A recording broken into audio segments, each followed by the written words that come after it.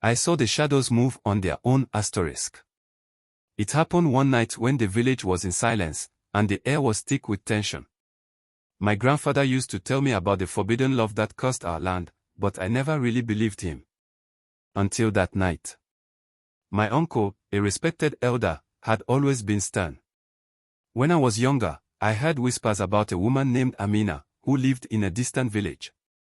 She was beautiful and kind, but her love for a man from our village was forbidden. It was said that her love brought doom. But these were just old stories, right? One evening, I was asked to help my uncle with some chores in his hut. As I was sweeping the floor, I noticed an old box hidden under a pile of cloth. Curiosity got the better of me, so I opened it. Inside were letters and a faded photograph of Amina and a man I recognized as my uncle. They were young and happy. Suddenly, the air grew colder. I heard whispering, like voices carried by the wind. The shadows in the room seemed to twist and stretch unnaturally. I wanted to call out, but my voice was stuck in my throat. That night, my uncle didn't return home. We found him the next morning, lying lifeless near the old tree by the village's edge. His face was twisted in terror, eyes wide open as if seeing something no one else could.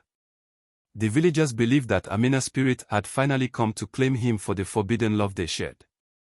They say her love never rests, and those who dare to uncover their story will pay the price. The box was gone, as if it had never been there.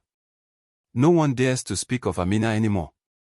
But I know what I saw, and I know that the shadows still move on their own when the night is quiet. I saw the shadows move on their own. The days after my uncle's death were shrouded in an uneasy silence. The villagers avoided the old tree where his body was found, and the once bustling village square seemed deserted. I noticed the change in everyone's behavior, the way they glanced nervously at the shadows, and the hushed conversations that ceased when I approached. One evening, I couldn't shake the feeling of being watched.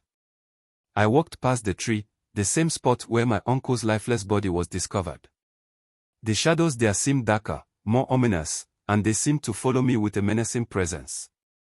That night, I decided to return to my uncle's hut, despite the chill that crept up my spine. I wanted to see if I could find any answers, anything that could explain the strange occurrences. The hut was exactly as I left it, but the air was thick with a cold, oppressive feeling. The box was still gone, and the spot where I found it felt oddly empty, as though something was missing. I was about to leave when I heard it, a soft, mournful wail that seemed to come from all around me. The whispers grew louder, almost forming words in a language I didn't understand. The shadows on the walls danced and writhed as if alive, and I felt a cold hand grip my shoulder. I spun around, but no one was there. Over the next few days, strange things continued to happen. I would hear footsteps behind me when no one was there, and sometimes, I'd catch glimpses of a figure out of the corner of my eye. The villagers, now too frightened to speak, avoided me altogether. One night, as I lay in bed, I saw her.